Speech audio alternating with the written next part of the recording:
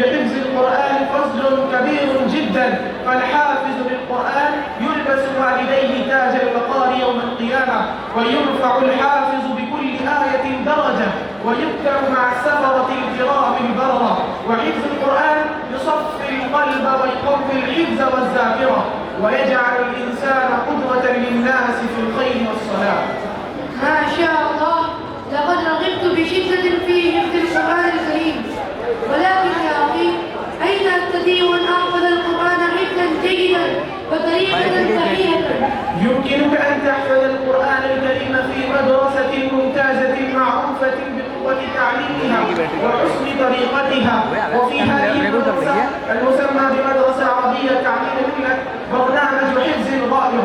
الطريقة سهلة ومنظمة، والتحفيز يجرى تحت إشراف القراء الماهرين، والمتابعة دقيقة والمراجعة مستمرة حتى يثبت الحفظ في صدر الطالب بإذن الله. هل في المدرسة مرافق أخرى تعين الحفاظ على الاستمرار والنجاح؟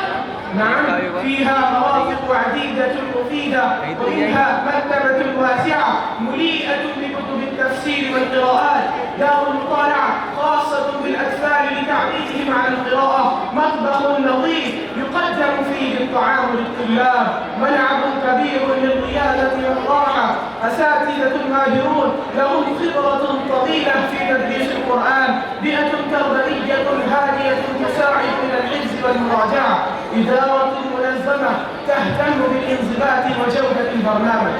لقد أعجبت كثيرا بما سمعت، واطمأن قلبي بهذه المدرسة. لقد عزمت أن ألتحق بها لحفظ القرآن الكريم، بل وأدخل أولادي وأحفادي أيضا لينالوا بركة القرآن الكريم. قرار مبارك يا أخي، نسأل الله أن يجعلنا وإياكم من أهل القرآن، وأن يجعل نورا لقلوبنا وسببا لرفعتنا في الدنيا والآخرة، آمين. آمين يا رب العالمين. السلام عليكم ورحمة الله. وعليكم السلام ورحمة الله وبركاته. إلى اللقاء. ما شاء الله، बहुत खूब।